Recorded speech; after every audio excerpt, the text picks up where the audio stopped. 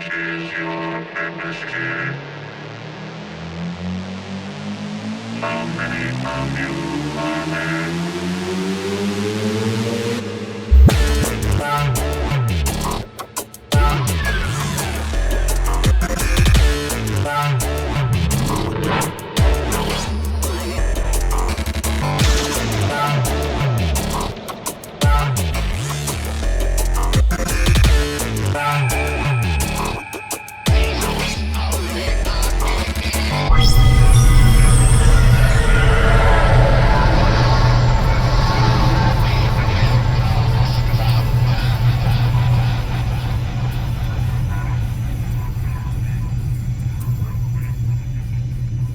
Welcome to Voyage of the Geek for another week.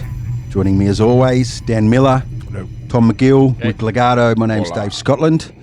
And every week we dive into some of the cult classic type fantasy, sci-fi, cinema. Sometimes for the classic for the wrong reasons, sometimes classic for the right reasons. This particular film is classic for a lot of the right reasons.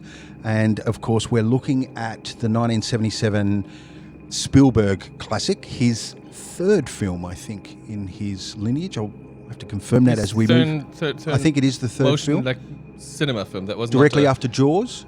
Yes, I think it was Jaws. No, Duel was a TV movie. So he did several TV shows Oh, I didn't and TV know that. movies as well. But the first cinema that he film that he made was Sugarland Express, Oh, okay. and yes. then Jaws, and this was the third. And this was the third. cinema film. Yeah.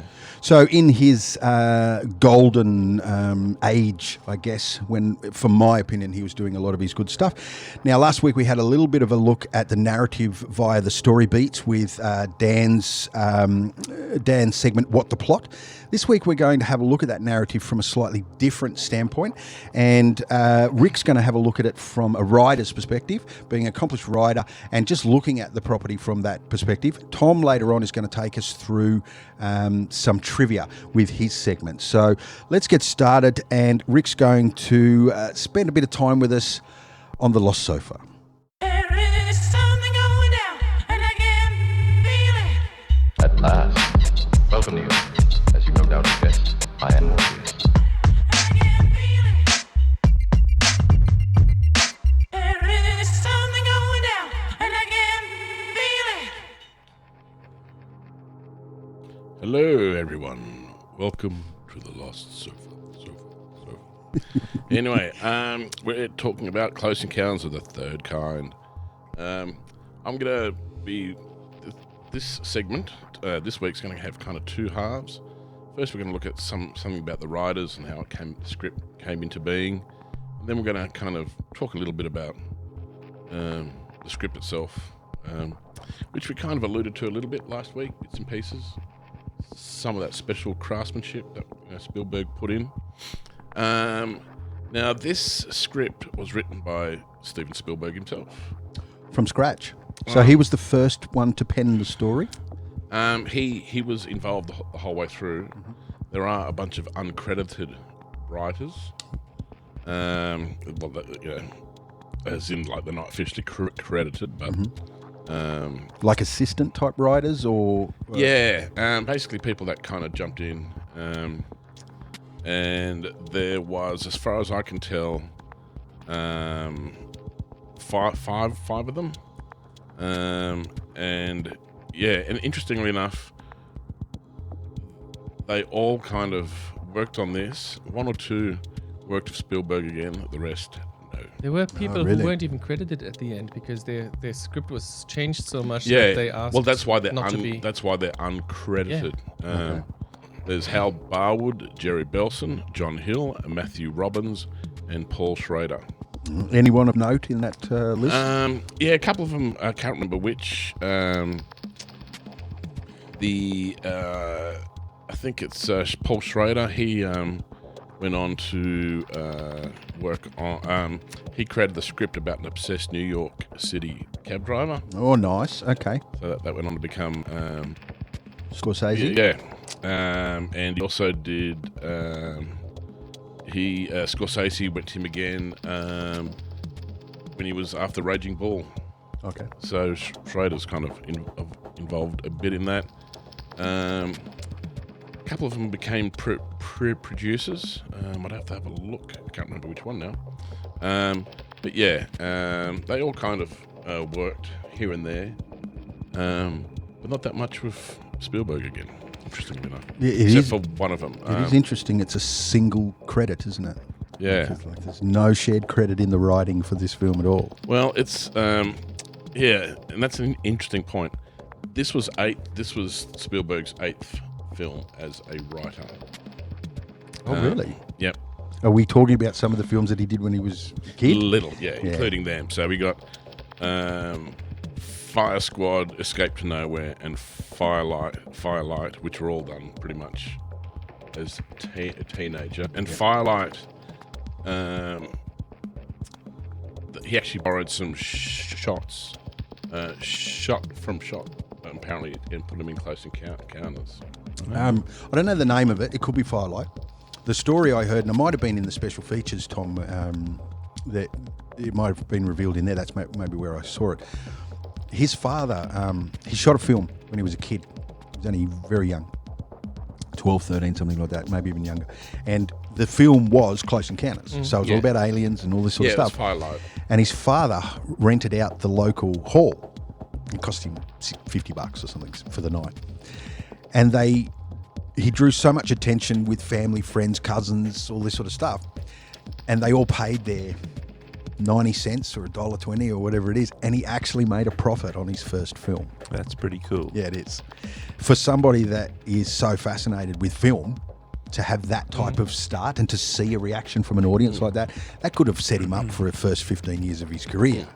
So he's really making Close Encounters of the Third Kind. It's him remaking that Something movie. that he had when he was 12. Yes. I knew that he'd got the idea when he was a kid. Yeah. That it was an idea that had floated around in his head for a long time. Yeah. Yeah. And I think he flushed that story out further in E.T. Yeah. That kid meets alien. Oh, Firelight. I see it Yeah, here in Firelight, yeah. IMDb. Yeah, Firelight. And he has other experiences from his childhood where his dad would take him out to see, in the middle of the night, to see a meteor shower. Yeah, and that's he tried where to recreate that in the film. That was that hippie corner. Yeah.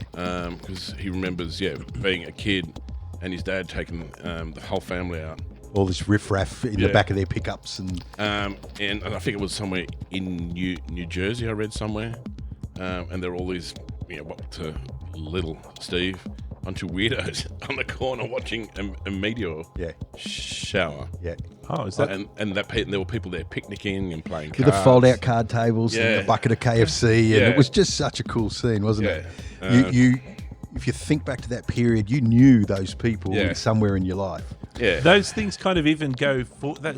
Those scenes turn up a lot. Lots of stuff turns up a lot. What's the one where the aliens attack Earth and the President of the United States is flying in the what's it called? Independence Day. Independence Day. Day, Thank yeah. you. Yeah, it's got the same people on the roofs, all the hippie people. Yeah. You know, Take me with you. Yeah, with their signs and everything. Yeah. Yeah, but they put a twist on it. Yeah. And he said he basically recreated that night. Yeah. That's cool. And it was a corner there as well, so he's basically just recreated that thing, which I found was interesting. So it's his 8th film. I don't know much about Ace, Ellie, and Roger of the Skies. I suspect that's probably very young Spielberg. From a story writing perspective, do you think it would have been harder, or would some of the difficulty that they might have experienced, some of these other writers that he was working with, was the fact that the story was of a 12-year-old and they were trying to turn it into like all of these tropes that are floating around in his head? Yeah, they're trying to write the story that's already in his head. Yeah. And getting it wrong. It must have made it more difficult. Well, it's interesting. They wrote completely different stuff. They started in 1973, and he was going to make it, and it was mainly going to be about people who had seen more a documentary. And then it kind of changed to becoming something else. But then he did Jaws. Jaws took him away. So we had, who was it? Where is it? Excuse me while I prefer my paper. He tried to sell... Well, you Close can't shuffle Encounters. your paper looking for the note. Spielberg was trying to sell it to studios before he did Jaws. Yeah. And they wouldn't take it because they said, well, where's the bad guy? Where's the story here? There's And science fiction films weren't very big in the 70s. Yeah, and Kind of prior. true, isn't it? There is no sort of bad guy in the movie, Yeah. is there? And Except for the military. Maybe military slightly. That general that wanted to Yeah, he was a bit of a jerk. get rid of everybody and lie to everybody, and if he's probably the only thing in the whole. And her, the wife, Yeah. she's easy to hate. yeah, She's easy to hate. Damn. Like there was no support for the husband. It was like you're an Edmund, don't say anything, and we'll be Yeah. fine. She was just trying to keep the family together. I get She's motives. got other priorities. I get her motives, but she, from my perspective, she was easy to. yeah. Just incidentally, I'll just interject with a summary of Firelight. There's a plot summary here. Menacing flying saucers attack citizens of a town. That's the There story. you go. Yep. Anyway, he brought Paul Schrader in to write the script in December 1973. But then he got taken away. Jaws, which the film that was then called Watch the Skies. So it got put back. I'm really not used to this modern technology. I like the paper. Anyway. Crumple. Then as far as the script that Paul Schrader came up with, Spielberg hated it. As far as he's concerned, Schrader turned his film into what Spielberg described as one of the most embarrassing screenplays ever professionally turned into a major studio or director, and said it was, quote, a terribly guilt-ridden story not about UFOs at all, titled Kingdom Come. The script protagonist was a 45-year-old Air Force officer named Paul Van Owen, who worked with Project Blue Book. His job for the government is to ridicule and debunk flying saucers. One day he has an encounter. He goes to the government threatening to blow the lid off to the public. Instead, he and the government spend 15 years trying to make contact. So they experienced, like we say, creative differences. So that was a quote from Spielberg. Yeah. That first part, Yeah. because it sounded very personal, Yeah. didn't it? It was Yeah. scathing. Sounds like he almost said, "That's the crappiest idea I've ever heard." Put it in the movie. Yeah. Anyway, and I think they weren't tuned into his wavelength. He was seeing, I think, what we see here, and I think part of the reason is, and I think even Spielberg, because the second version still had an official person. So here we have a colonel. He then hired John Hill to rewrite it, and at one point the main character was a police officer. But Spielberg found it hard, apparently, to identify with men in uniform.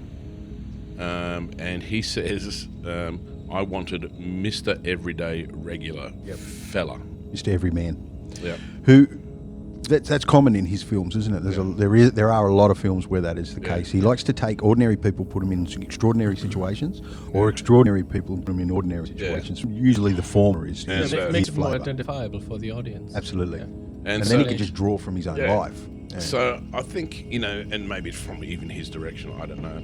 But they're going from it from the official point of view of someone in the authority that's now compromised because they have seen it. Not working, so Spielberg rejected the Schrader-Hill script during But it still post-production feels on Jaws. like elements of that made it into the final Yeah, film. and that's what I want to talk about. And he also, and one of the things he says now of this new version, they wanted to make it like a James Bond adventure. Okay. It's probably not what Spielberg had in No. mind.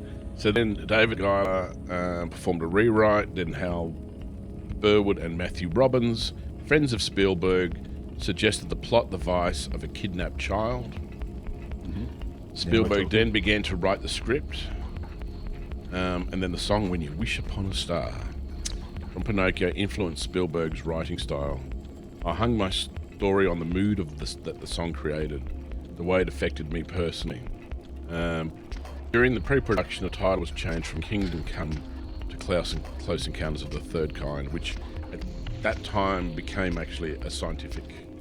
It's a standard. standard. It's a unit of measurement when you talk about Yeah, contact. and that's actually seeing the aliens. Yeah, first kind is Seeing it in the sky. visual identification. Something odd. From a distance. Don't know Yeah. what it is. Yeah, Then you get something weird. visual identification up close, which is second kind. Well, there's evidence. So there's scorch And they marks or leave, crop yes, circles. That's second. there's some sort of evidence left. Yeah. Yeah. And then third kind is contact with Yeah. with inhabitants of Yeah. said vehicles. And so, Which is the kind that involves probing. Fourth kind. Abduction is fourth kind. yeah. Yeah. Barry copped a bit of fourth kind. There's a lot of Did he people walk a little bit stiff Yeah, down the he ramp? did look a bit stiff walking down the ramp. It might have been the steepness of the ramp. He did actually, because he was totally embarrassed because they made him wear ballet shoes so he wouldn't slip. Oh, And really? even a 3-year-old kid was totally embarrassed walking down that ramp. So if you walk stiffly, at least they blame it on the ballet shoes, not on the probing. Maybe that's what Trump should have worn on the ramp. Ah, yeah. Ballet He shoes. might have been able to negotiate the ramp. I digress. And anyway, now from that, and this is just pure Rick speculation, but you've got all these early scripts of these uniformed people of authority trying to deal with it, and then you've got his, him wanting every man and his mate saying put a kid in it, and I reckon that's how we end up with the parallel storylines of the everyman, Yep. and and Barry, and we also end up with what's his name, Claude Lacombe. Yep. He becomes the official. Yep. But they go for, I think, a scientist rather than a more likable. And they become the two storylines. So I reckon they took that element of officialness plus the everyman and kind of went, instead of trying to pick one or the other, let's have both. Yeah. That's what I think. It's strictly a guess, but I could see that around the time that it became Close Encounters is probably a similar time frame to when J. Allen Hynek came in as the scientific advisor on the project. Yeah. He's the guy, I think I mentioned it to you guys when we watched the film, he's the guy that worked for Project Blue Book. He was the civilian scientist that worked for Project Blue Book. So this is not film Lords now, real This is world. This is real world, and he is the guy that came up with the first, second, third kind system. He was the guy that coined it because it was used in his investigations with Project Blue Book. They would categorise the sightings, the events into those 4 things, and I think my theory is that he would be looking at it from a very scientific standpoint, which is the formal investigation, and then Spielberg is all about emotions and discovery and relationships and all this sort of stuff. That's how you get these two influences, that you get the very scientific behind the scenes look at how a UFO investigation happens, the sorts of things they would be looking at, and then you see the very average man, everyday sort of life. Yeah, because that's when they hired him as a scientific consultant. And interestingly enough, NASA wrote Spielberg a 20-page letter telling him not to make the film. Really? And he actually says they released him a 20-page letter saying that releasing the film was dangerous. And in an interview, Spielberg said, "I really found my faith when I heard that the government was opposed to the film. If NASA took the time to write me a 20-page letter, then I knew there must be something happening." So what did NASA know at the time? Because the film wasn't made yet. What did they think they know? They hadn't read the script, had they? Oh, this is America. Yeah. Probably. They would have got their hands on it. And you can't help but think that maybe there were connections between certain NASA personnel and those investigations earlier on. Well, Alan Hynek. And Hynek Yeah, might there is have been military in the connection. film. I'm pretty sure you cannot have military in an American movie without getting sanctioned Permission. by the government. That's to exactly show. right. Yeah. Yeah. It has to be a vigilante army or something if you don't get permission, which is why Michael Bay literally uses the military in his films. Yeah. Real people. So I think that's interesting. And actually, the people who did work when I saw on IMDb was his mates were the ones that tended to work with Spielberg afterwards. The other guys. Oh, okay. Yeah. So that's an interesting. It is interesting. It stands to reason that early on in anybody's career, you make mistakes, you burn bridges, you don't understand the value of relationships and stuff like that. Especially if you come out with those types of statements in the public about another writer. Because you don't see that very often. No. Where they're attacking one another like that. You know, glass houses and all the rest of it. So it's interesting to think that he was still a rookie in those days, yeah? How old was he when he did this film? I don't know. I can't remember ever seeing it, pretty but young. by looking at him, he's 20. got to be early 20s. He was in his 30s, I think. Was he? No, I think he was... Jaws, he was super young, maybe mid to early 20s. He was a bit of a prodigy. He was certainly making quite big budget films at quite an early age. Yeah. And Born 1946, so he was 21? Yeah, that's how I would have thought it too. Yeah, somewhere in 46? between 20 and No, 25. 77, so he's 31. Yeah. 31. Was he really? Yeah. I didn't know he was that Sorry. old. 77 is when Because he'd the only film done was made. 2 other films before yeah, but that. he started in 73, so he started in his late 20s. Yeah, he'd already been working in TV for many years before. Okay. making And movies. Paul, like I said, Paul Schrader's he's not a no-name writer. This is a guy that, did Taxi Driver and Raging Bull. So, And both of those are renowned for their writing, for the story, their narrative. so you can imagine that riff didn't go down well. No. But as, Steven Spielberg said, it was terribly guilt-ridden. And you can kind of probably see that he did this dark, taking apart, the Air Force and this dude. Tragic, maybe. Yeah. And Spielberg wants this, Uplifting. uplifting, happy. AT. Yeah. So I can see, No bad guy inside. Yeah, I mean, Spielberg doesn't make Taxi Driver. No. But you also there was 50s and 60s had lots of alien films, and there were always invaders from Mars, and there was always kidnapping, and people getting the aliens were always the bad guys, and Evil agenda, in all of those always films. evil agenda. Even when they're asking us for help, like in the island Earth, they're asking us for help, but they still kill our people. Yeah. While they ask. So and then there was nothing in terms of science fiction in the 70s until except for 1969, 2001. And so this is probably the first film where he really said, I don't want the aliens to be the bad guys. They need to be friendly. And the other thing I was thinking about today, actually, is we tend to look close encounters with our modern, frame of mind. And I think because my parents kind of got a little bit into UFOs, I remember. And there were these books like Chariots of the Gods. I remember seeing that stuff lying around and asking my dad. Van Dunigan? Yeah. Daniken, yeah. And particularly my dad got really, and I remember my dad talked to me about the Bermuda Triangle and all this because I was asking, these books of cool covers but no bloody pictures were around. So I remember my dad got really into it. And I think we now take UFOs for a grain of salt, whatever. But I think for the 70s, and I remember talking to my mum about, Dad's kind of obsession with the Bermuda Triangle and all that stuff. And she was kind of saying, well, that was a new thing. That's when it started to get taken seriously. There was a fad. Yeah, it wasn't just silly movies. I remember my mum saying. Well, it was the thing that got me interested in it, and I've been interested in these types of phenomenon for very different reasons depending on where I was in my life. Now I'm more interested in the people that follow it. But yeah, in those days there was a series, a regular series on television called In Search Of, hosted by Leonard Nimoy. Yeah. I've got the series. It's awesome. And one episode will be zombies rising from the dead. Easter Island. It'll be the statues of Easter Island, be Bigfoot, Loch Ness, all of these things, and every episode it'll be hosted by Leonard Nimoy in some kind of safari suit. So, to us now, we take UFOs without even thinking about it, but back in the 70s was a much bigger thing. Yeah. And it was, people started talking about it for the first time seriously. Yeah.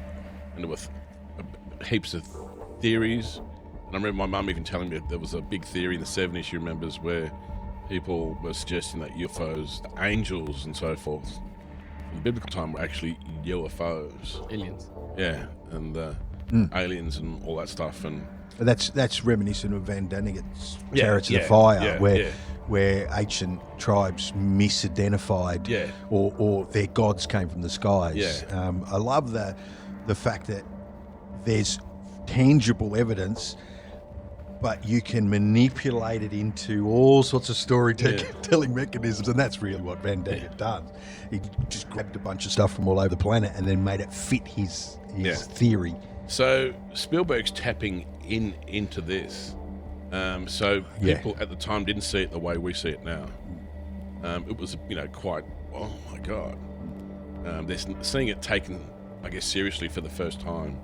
on cinema. He might actually be, he's playing a trick on the audience that the aliens are normally considered to be the bad guys, but he's going to put them as the good guys. So that's the trick. Because all the way up to the end, they're stealing people and You don't know. children You just don't and know. spooky stuff. Yeah. But then turns out at the end, that they're these seemingly benign people trying to contact. Yep. Because normally they just did bad stuff. They, zapped people and did stuff. Yep. And also it wasn't taken seriously. It was quite fantastical. We're seeing UFOs integrated into like military in a more serious, professional manner. There was a grittiness to it, a sort of a more real-world delivery of that material, and not so sensationalised or staged. And disrupting suburban lives. It's a bit like Star Wars as well, because that was in the same year, released in the same year. And that was that gritty, dirty, lived in... messy universe. Well, they were same sort of idea. They were buddies, They were learning from one another, and they were in that same stable, weren't they? I think that grittiness can't be underplayed as to why this was a successful outing. And people really took people. It's one of besides the fact it's great cinema and a great story, but people were really fascinated. This was kind of like, UFOlogy 101 for the masses. Wasn't just now for people like my dad that were grabbing books. I think the two things that made it work really well, as far as from a writing perspective, one was that they kept tapping into the zeitgeist, as you were saying, right? And also from the scientific side, the military side, there was enough circulating rumour and stuff about government cover-ups and stuff. So they kept tapping into all of that sort of stuff by the Flight 19 appearing, because it's a Bermuda Triangle UFO type cultural thing.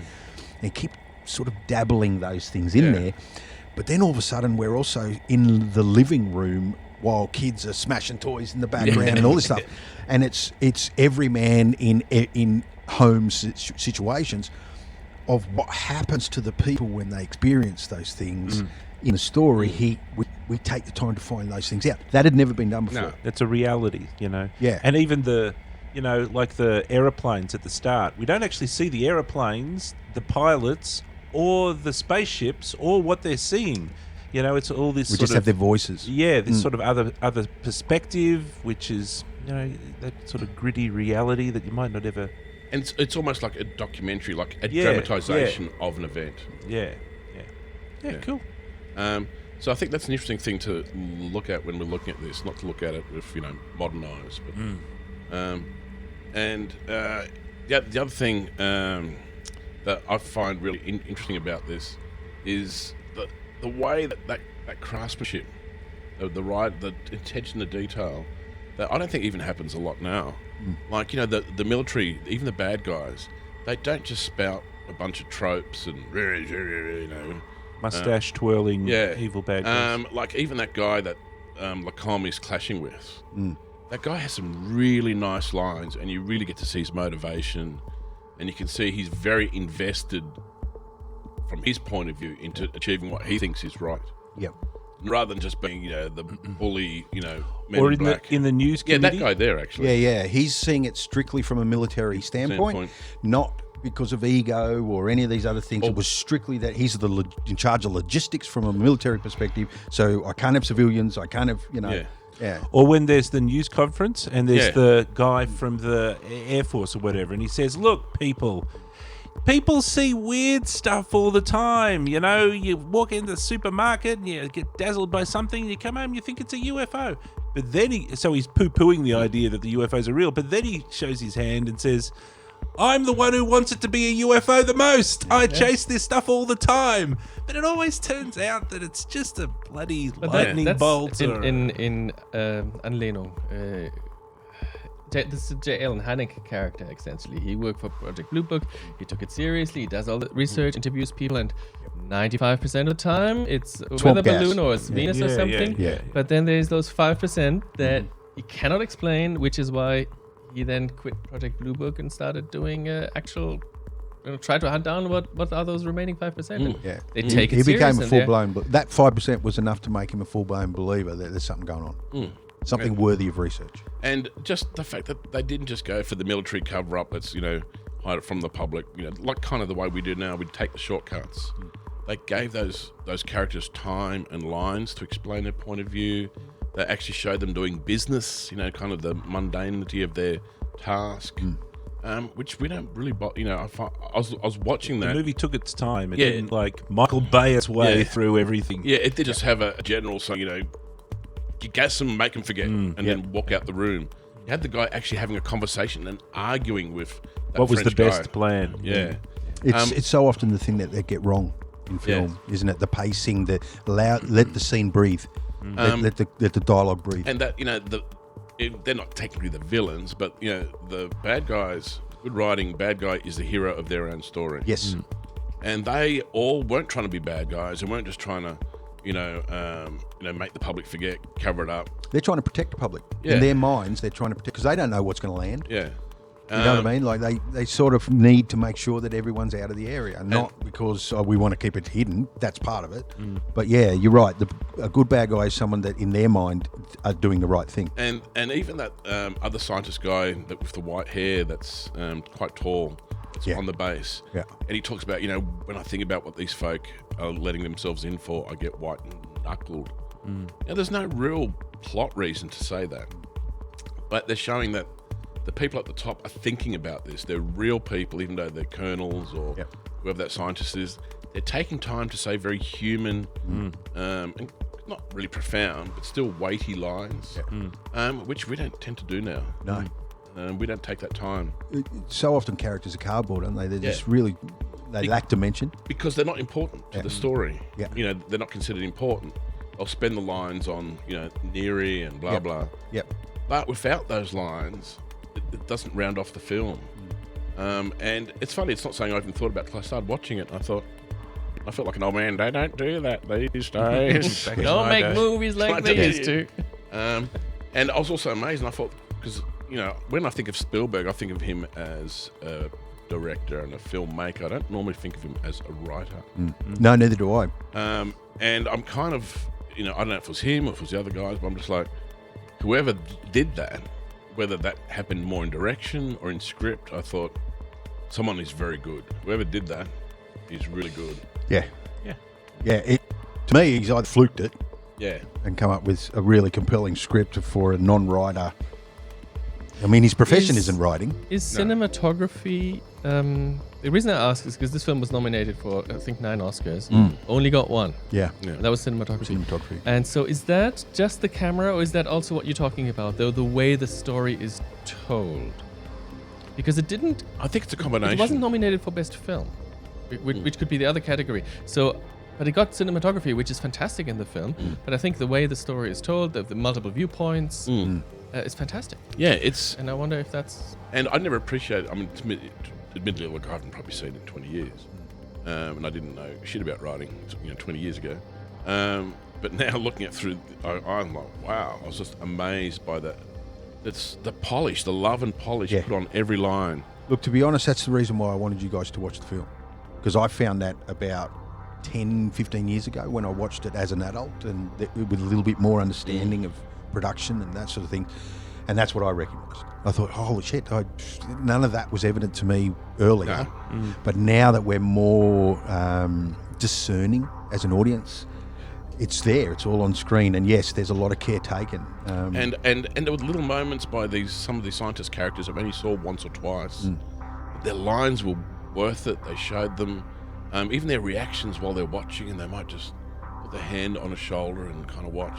There was just things that just they don't bother with now. In stark contrast to the astronauts that actually got chosen to go with the aliens. Yeah. They have no soul. Yes. They have no lines. They have nothing. Yeah, they look like robots. I wonder, They're all the they're same. just robots, and they were chosen to go away with the aliens. It's interesting. It's an interesting decision. And I was actually going to ask, did they actually go with the aliens? Because no. Because I see them pick Neri out. Yeah. No, they do. The little kids, aliens grab a hand of each one of them and lead them up the ramp. And Neri's the last to go. It is a bit weird, actually, in the movie, tonally. You'd expect some of them to have, like, if I was doing the movie, one would have a guitar on his back, as he walks in. And there'd be somebody else with a bunch of I don't know, something Yeah, human. yeah. A kid. Yeah. A kid on their hip, as they're It walking. screamed. It screamed of military intervention, doesn't it? Yeah, yeah. It's like, no, we picked the best of the best. And I was, Yeah, and- fighter pilot, yeah, a Green Navy Beret, pilot, Navy SEAL. an Army pilot. yeah, like the best of everything. No scientists, no teachers, no humans. And I wonder if they were doing that in contrast to Neri, who's kind of like the exact opposite of the spectrum. And that the aliens, because you see the aliens come and grab him and all touch him, and that's what they wanted. Like they wanted a human, Yeah. a everyman, a human. A real one. Because I felt that the way, because I wasn't sure. I thought, did they get picked? Did they not get Yeah, picked? they all go. They're standing in the line, Yeah. and then the little kid aliens come and grab them. I one see at a time. little kids grab Neri. I didn't notice them grabbing. Yeah, he was the last to go up the I ramp. thought he was the first. No, I think he's the I last. thought he was the first because he too. looks Yeah. back. No, I'm Now pretty I'm going to have to look at it. I'm pretty sure You he's got the me in two first. minds now. I'm pretty sure he's the first and only. I don't remember the other guys, but they didn't show that they didn't go on board. No, either, because at least in my memory. I actually put it back to. But I have to rewatch it now. To the crowd that's left, and I couldn't see the red people on there. That's how I know that. But they I went. thought, you never saw them going up the ramp. You only saw the kids come and grab Neri, and There was a lot of editing. I mean, there's 3 different versions of that film. We probably have to watch all 3 of them to know because what went on. because in my, the way I saw it and the way then I justified it was that despite all their training and being the best of the best of the best, They got left behind. They got left behind. They took the idiot. They took the Sparky from Indiana. They can't drive at night. Yeah, can't drive at night, and who's now gonna get divorced if the divorce lawyers can find him in another galaxy, and because he's the real human, he still has the humanity, and that's what they chose that over the perfect people. If that's not in the film, that should be in the film. Like, In the that's the post- way it should be. The post-credit That's really sequence, the Yeah. spaceship's flying over the Bermuda Triangle, and they boot out the other stiff-necked red shirts. Yeah. Splosh, Yeah, splosh, yeah, yeah. splosh, Splosh, splosh, splosh. splosh, and then they zap off.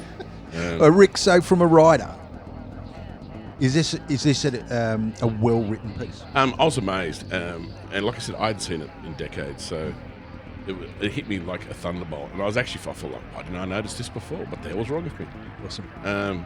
And yeah, I'm now in awe. Like it's crept up my list of best films. Yeah. From a writer that is if you're ever tasked with having to teach people how to write, this is definitely one of the things that you should point them at. There's a bunch, there's probably a handful, there's probably 10 things that I could easily say.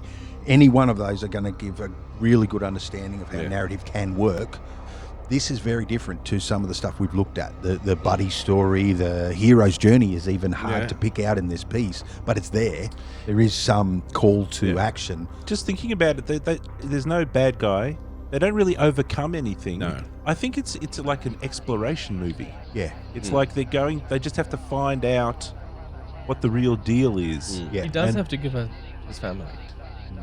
Well, he doesn't have Yeah. to. Which- It appears that he chooses to. I Yeah. think But he tries not to at the start. He Yeah. sort of tries to give up the dream. Yeah. from what I read just about Spielberg saying that he thought that was a bit of a mistake. It sounds like to me that Spielberg just kind of forgot. He was young at the time, and now he has his own family. Yeah, and he that's says right. He And now- he would make a different ending. That's right. And these days, Yeah, and that would have been something he would have thought of had he written it down. Final Anyway, thoughts. very good. Final thoughts on the writing, Rickers. Just great craft there. Really great craft. Awesome. Well, that is another compelling episode of The Lost Sofa. There is something going down, and I can feel it. At last, welcome to you. As you no doubt have guessed, I am Morpheus. I can feel it. There is something going down, and I can feel it. So now it's time for Tom McGill to expose just the tip of some of the trivia and interesting facts behind this compelling film.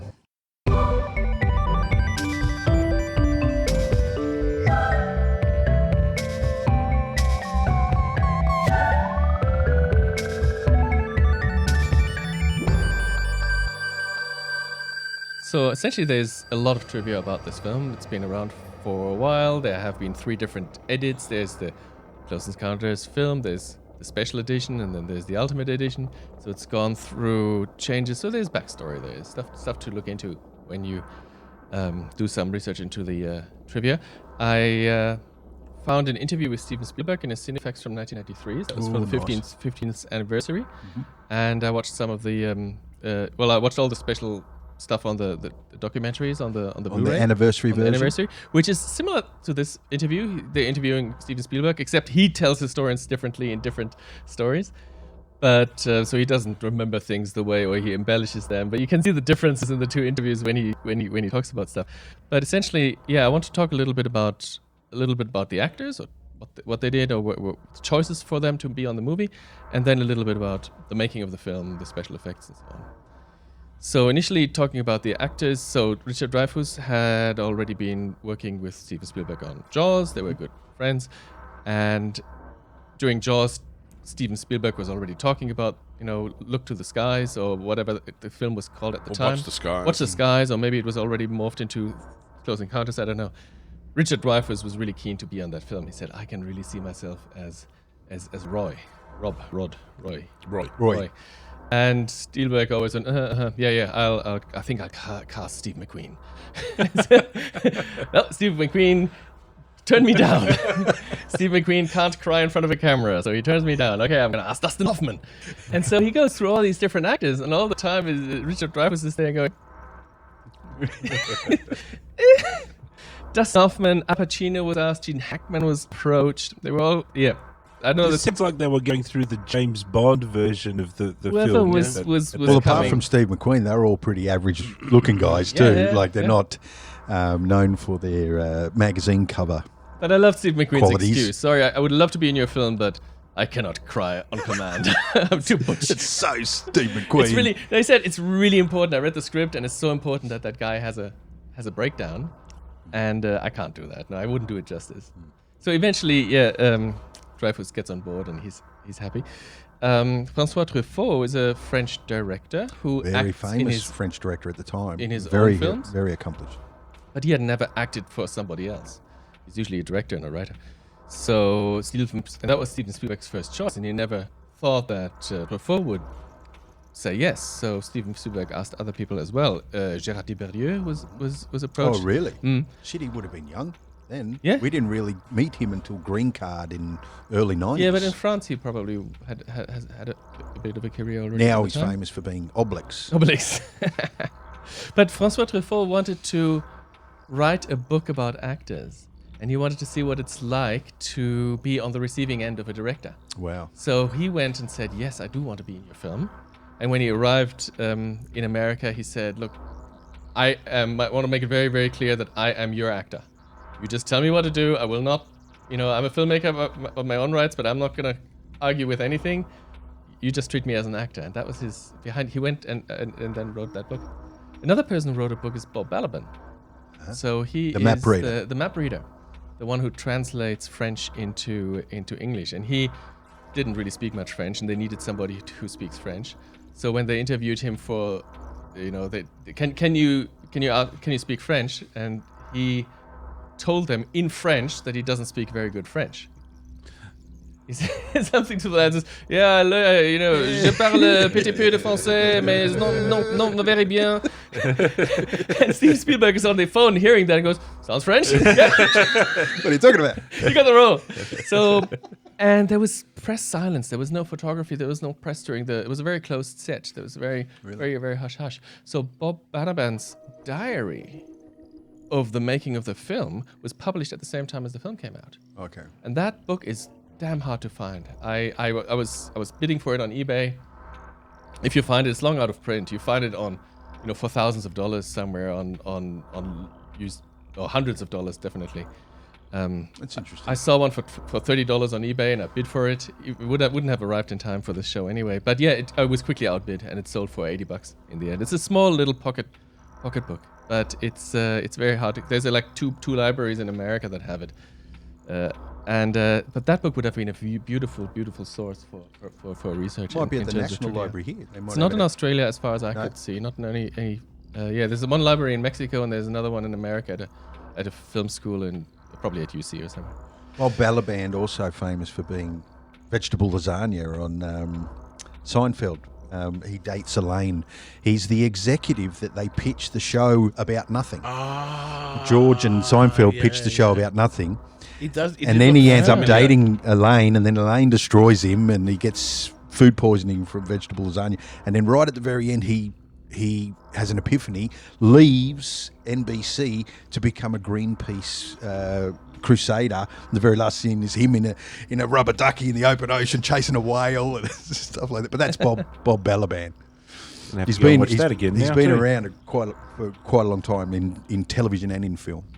Right. It's a good little actor. Yeah.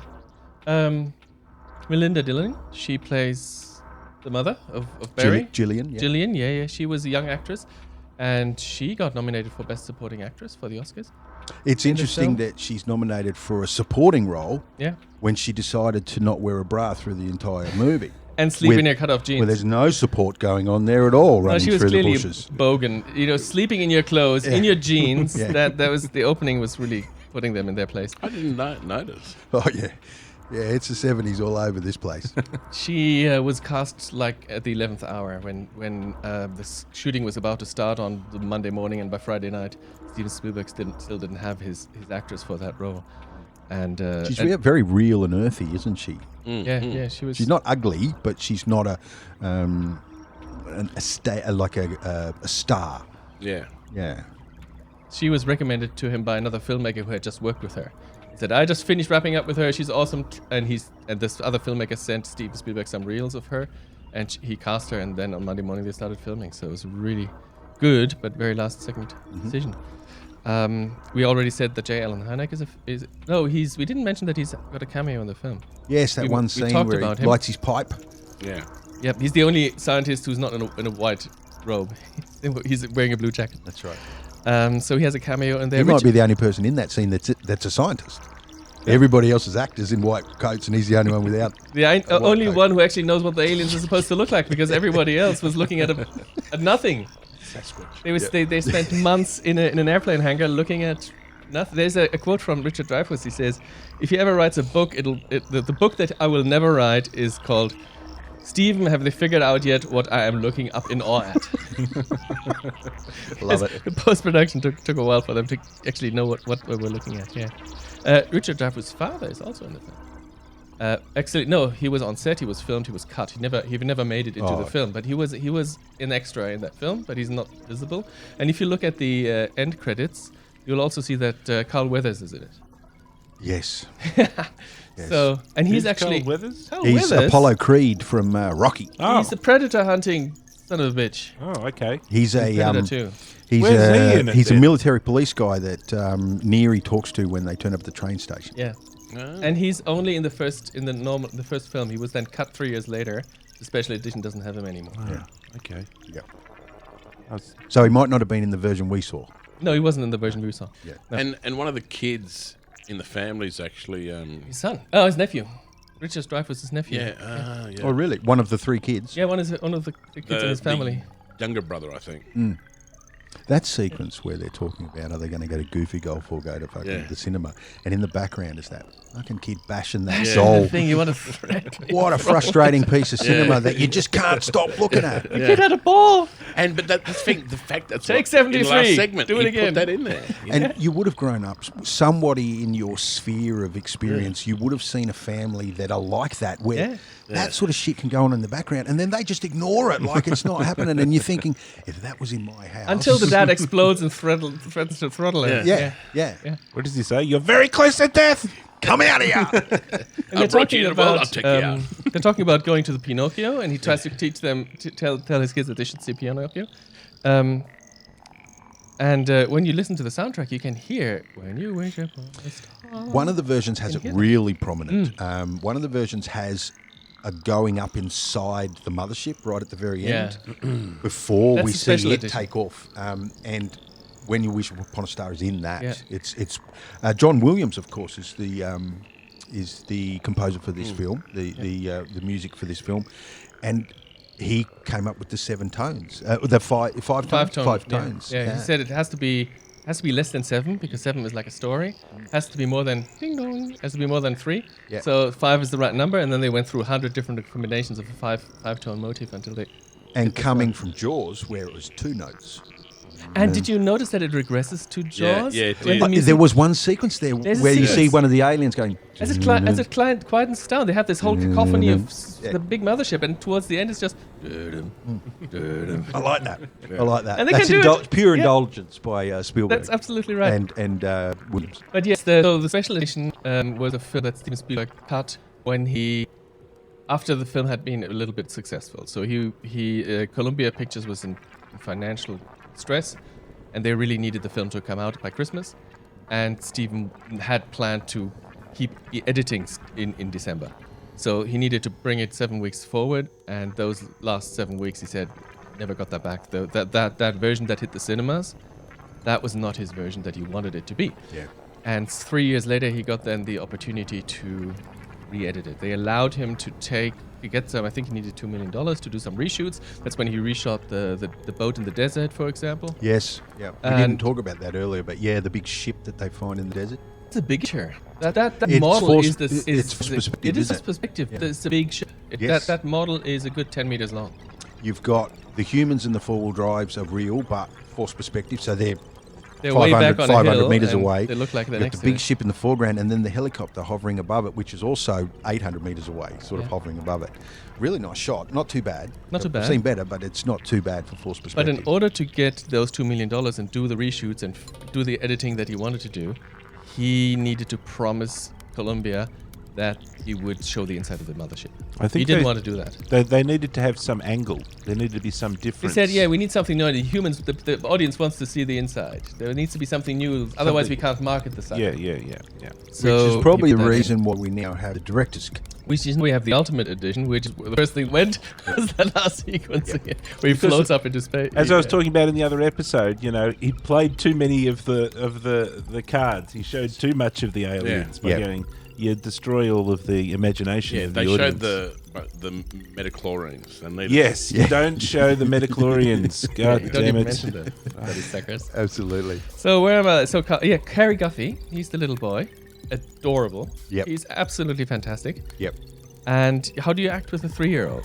Dave, you told us a nice little story about how they can direct a 3-year-old kid to give the reactions. Yeah, that scene where the little kid goes downstairs. Mum still hasn't woken up yet, so this is the first contact. And walks into the kitchen, and the fridge is open, and there's spilled stuff on the floor. We don't get to see what he's looking at, but we see his reaction to what he's looking at. And so the way Spielberg set this up, he dressed the kid's father in a gorilla suit. Could be scary, not too sure. But then put a top hat and a bow tie on the gorilla, so clearly not as scary as a wild gorilla. Curious, right? Was So the that he makeup gets artist- curious. Was the Curiosity. makeup artist who was in the suit?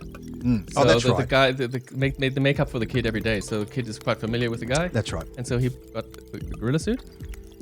And the kid goes through all of these different emotions, curiosity and then shock, because I think the gorilla pulls a present out from behind his back or something. There's two. There's to the left of the camera and to the right of the camera is a cardboard partition. And so first the left partition goes and there's this gorilla and the kid goes, oh. And then the other partition goes and there's depending on which interview you watch, it's either a Santa Claus or it's a person in a bunny suit. So, and in one story he says it's myself in the bunny suit, and in another story he says is this other guy. So he changes stories every time, but it's something that the kid likes. Yeah. And the kid looks at it, Santa Claus. That's right. You know, and then he looks back at the gorilla, and then the guy takes the head off. Yeah. And there's a photo of the boy on set wearing the gorilla mask. There's a backstage photo where the kid is this big and there's this massive head on top of it. It looks like something out of Zardos. Yeah. The big sort of face. And so he then smiles and there's another shot where he looks out of just before he gets abducted. The aliens come in a big cloud of milk being the water tank method where they have salt water and fresh water on top. Yes, And then ink tank. Yeah, in between they inject ink. They inject this white ink, and it looks like these rolling Rumbling clouds. clouds. Yeah. And the That's how aliens- they do that. They film it from underneath the tank through the glass, and so as you pour the paint, I think it's paint, they pour white paint in and it bellows out in exactly Turbulence. that format. And because of the separation of the fresh water, salt water, or the temperature or whatever, it stays at the surface. And then they can put lights above to show the UFOs coming, behind the clouds. That's amazing. So I've seen it actually, the behind the scenes Yeah. of the making You've of seen those it in shots. several It's films brilliant, of the times. Big 20-foot long tank by 15-foot wide. But while that is happening, we also want to see the child's reaction as it looks out of the windows and looks at the spaceship. So here's Steven Spielberg on a crane looking down at him, and he's got that's where he has a present. And he Okay. slowly unwraps the present. That's right. And the kid actually says, looks like he goes, toys. That's toys." right. Yeah. And they left that in there, except in I think the Italian or Spanish version where they dubbed him saying, "Come in, come come closer." For whatever reason. Well, because he opens doors to aliens. What did he do next? Is he a famous actor these days? I'm not sure. I'm not sure whether he went on to do anything. He went to Italy and made 2 films with Bud Spencer. You're kidding. You're kidding. He made 2 alien films with Now, Bud Bud Spencer's the big guy, not the skinny guy. Yeah, he's not Terrence Ter- yeah, Hill, I yeah. think, is the Terrence skinny Hill is the skinny guy. So Bud Spencer in his own film. There's no Terrence Hill at the time, and damn, Bud Spencer isn't interesting. He's a show on its own. That man. Yeah. The thing that in his career that he went through, we can't go into that now. But yeah, he goes into a film Uno Scarifo Extraterrestre. The extraterrestrial sheriff who. And so they hired the aliens kid 'cause he land. was The kid experienced. is playing the alien. He runs around and he's the alien kid that the sheriff adopts. And Bud Spencer slaps everyone upside the face with a flat hand. People get beaten up, and then that's the end of the film. And then there's a second. It's on YouTube. I watched it last. When I saw that film, I thought this is such a cheap Italian film. It must be on YouTube. And sure enough, you can watch the whole thing in 90 You can minutes. sort of see all of Terrence Hill and Bud Spencer films on YouTube. Probably. Somehow Probably. they're This is all all on there. exploitation stuff. This is cheap stuff. But it's Bud Spencer hilarious. made the grab by the scruff of the neck, bash on top of the head thing yeah, famous. yeah. Through the floor. Yeah. Cartoons are the only other medium that can get away But with you that. can't watch them again. I love those films as I was a kid. I haven't seen a Bud Spencer film in decades. And so I watched this one last week. And I watched it the entire time. I was a bit sad because I thought, I would have laughed as a child. I would have loved this. But it's really no. There's some films you shouldn't watch again as an adult because it just destroys your childhood. So that was the only film. There's 2 films. So there's the second part to that one. So, and then he did a few more things, but he stopped acting very quickly. And now he's a lawyer. Okay. So yeah, Which is he the gets fate interviewed. of a lot of child actors. They don't make the change from. He wasn't really interested in it. He He- said, he sort of quit early on. He could have done more, but yeah, that was Cary Guffey. And let's talk a bit about special effects then. Mm-hmm. Special effects supervisor is Douglas Trumbull. Very famous. Yep. Is he with ILM still? I don't know if he's these days. Probably doesn't need to He's be a bit- anymore, but bit he old has by now. been. He's done a lot. He got a Lifetime Achievement Award. I don't know. I think he's still alive. I haven't heard of him dying, Yeah. but he No. would certainly be old. Yeah, be no, pushing into is, his but I 80s think by I think now. he's still alive. But I didn't do that research. But I did not realize that he was the director of Silent Running. Silent Running. Remind me, is that a submarine movie? No, it's a spaceship movie. Bruce Dern is looking after plants. The Earth is apocalyptic, and the plants and everything died away. So they put all the last specimens of plants and animals onto space on arcs into space, and there's several of these arcs flying through deep space. The film doesn't play on Earth at all. It only plays in these spaceships where Bruce Dern is a gardener. And he gardens, he looks after the plants, the last surviving plants of the Earth.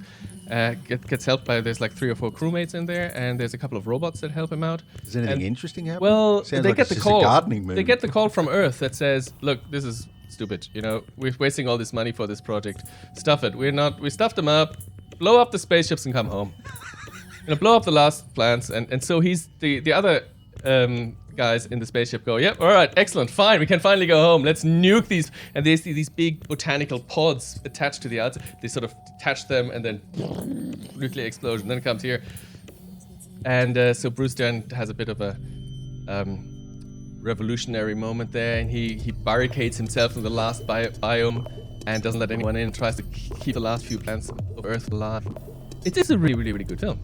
I never knew he was the main actor in any film. But this is, this was Douglas Trumbull's movie. He was the director on it. And then, he did get obviously did the special effects for that film as well. But yeah, he also developed his own motion control camera back in 1977, where you could recreate so when the camera moves, that was steered not from the camera but from the computer. So the computer, the zooming in and the panning on the tripod and everything could be redone, and that's how a lot of the special effects are done here. There's no blue screen, but repeated camera moves to get the spaceships into those scenes. So there's a lot of motion control work, which at the time they didn't call it motion control. They had some other name for it. But this sort of stuff was developed just in the late 70s. And then the funniest, this is a photo right here of the ramp, I think, where the aliens come out. And at the start of the project, Steven Spielberg had thought, well, I want to make them look like aliens. I don't want them to be like humans. You know, he cast the little girls. But before he cast the little girls, he cast apes. He had the idea, we're going to take chimpanzees in an alien suit and put them on roller skates. That's going to work. That was Trumbull's idea. That was Steven Spielberg's idea. Roller skates. On roller skates. And again, depending on which interview, it's either chimpanzee or an orangutan, depending on which interview with him you watch/read. But yeah, he tells the story of they actually put a chimpanzee/orangutan into an alien suit with makeup and put him on roller skates and put him on an inclined ramp and thought they could make that look like aliens. It was a disaster, obviously. And then he said, okay, well, we're going to do it with humans. Humans are going to do this. And so his next idea was, how do we get these humans to look alien? I'm going to hire lots of mime actors. And all these mimes are going to be my humans because they can walk slowly. And so all the little girls are going to be the aliens, and they're going to run around at the normal speed, and the mimes are going to walk slowly, and we're going to film Speed this it all up. slowed down. And then when we play back in real time, all the aliens are going to and vibrate and be all freaky while the humans walk around normally. I think I saw a screen test of that. I don't know. I I would like seen to see that. Some early testing of that. Not the mimes. I didn't know about the mimes, but I certainly saw some early tests where they were trying to play with time with those little kids. As I said, they spent 2 months, the kids were there on set trying all the different things to make them look like it. It didn't work because the mimes, no matter how good they are, it doesn't look real when you walk slowly and then speed it up again. So in the end, they went with what we saw. They decided, well, we have to have 3. At least we want to show that the aliens are not just one alien, that there's different races, and that's what we got. We got the little skinny dude, and they filmed all of that in a big hangar, a dirigible hangar. Oh, And really? World War II in Alabama, they built dirigibles, and this was the only structure that they could find that was big enough that didn't have central supports. Columns, yeah. They had huge airplane hangars to film in, but they all had central columns. Now this was in Mobile, Alabama, and it was a 300 by 300 feet, so that's 100 by 100 meters. That's a lot of inside area. Inside isn't it? area without, and it wasn't still wasn't big enough, and so they had to extend it. They built more scaffolding on the outside, and put more, like a horizon line of bricks of rocks over there. Is this for the end scene? This is for all the scene in that third act. Yeah, the entire landing strip behind The base. that base was all filmed in that airplane act. I think this shot here with that road where they chase the aliens. That's probably, I think that's probably also at the same hangar. Yep. Not sure. Could be spurious. But yes, all that stuff was filmed in this humongous hangar. It was burning hot heat in Alabama. And there's all these lights and hot down there in these huge buildings, so the temperature cools down at the top, and it formed clouds. So Steven Spielberg needed this big set because he couldn't film. He knew he was going to film for months, and he couldn't be depending on the weather. You can't film that long outside because the weather is not the same. And so he went into this big thing that then made its own little weather. And again, depending on who you believe, there are people who said, "Oh, it rained on set. It rained inside the thing." But most people say, "No, that's a rumor. We were told that it could rain because we saw the moisture up there. We saw it all form, but it didn't really happen." Depending again on who you want to believe. So, yes, CE3K, as it's often called, Close Encounters of the Third Kind, released 3 years later again as the special edition. And then later on, when he had enough sway in Hollywood and had his own money, he then had the rights to his own film and completely recut it again the way he wanted it throughout that end bit, and that's the ultimate edition that we see. It's another act of indulgence, isn't it? Yeah. At least he didn't add. I don't know if he's added too many I don't think he reshot anything. new things. If he there. added anything, it was already on the cutting room floor. So he actually shot it. It's not like Uncle George Yeah, who like just Defoe. manufactured his own shit. Truffaut, who had like such a little budget to make his own little films, and is very, very careful with his filming and thinks everything through. And he was there sitting with the editor, reels and reels and reels of footage that was never going to get used. There's so many hours of that film that was never ever used. So he can. There's plenty there. There's a nice little story of Truffaut where they wanted to impress him with a set. They said, "Oh, look at the hangar that we have! This huge hangar!" And he was just never reacting. Never took the bait. Never showed the awe that they expected to impress him with, until they got to the set, which is the hotel room where Gillian, With all of the pictures on the walls. with all the pictures on the wall. That was the tiny little hotel room that they coupled together in like one afternoon, and a small little intimate set. And Truffaut walked on and goes, "This is a set!" What a fantastic! I like that. Yep. You can see you can almost see the French reaction to the hangers. Yeah. French Americans with their money. Yeah, yeah. It's the. What are you? You're So not la impressing la. me. Yeah. There we go. That's my segment. Awesome. Well, so lots of juicy details and trivia in Tom's My tip. exposure My juicy. of No. just the tip. We will.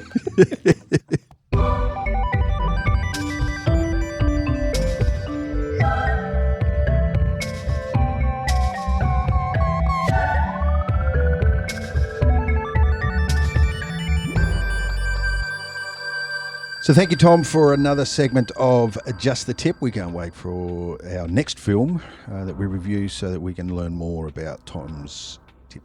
That brings us to the end of this episode of Voyage of the Geek. We've got one more to go, and when we return in episode 3, we're going to roll the probe out and see if the gentlemen have been paying attention to this film. Something tells me you did pay attention to this film, but we'll know.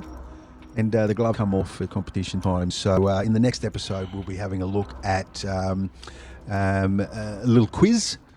We're excited about that. But until then, Actually, shouldn't you keep the gloves on for social distancing and everything? it's probably a good idea. And a very long probe. Yeah. 1.5 meter probe. 1.5 metre probe each. Yeah, or in some cases, it has to be an extra half This metre. is Close Encounters of the Fourth Kind. Hey, you don't just want to be tickled with it. Thank you, gentlemen. Another very enjoyable chat about a real classic in the science fiction landscape, the 1977 Close Encounters of the Third Kind. Till next time, it's bye for me. Bye. Auf Wiedersehen. Ciao. What is your purpose here? How many of you are there?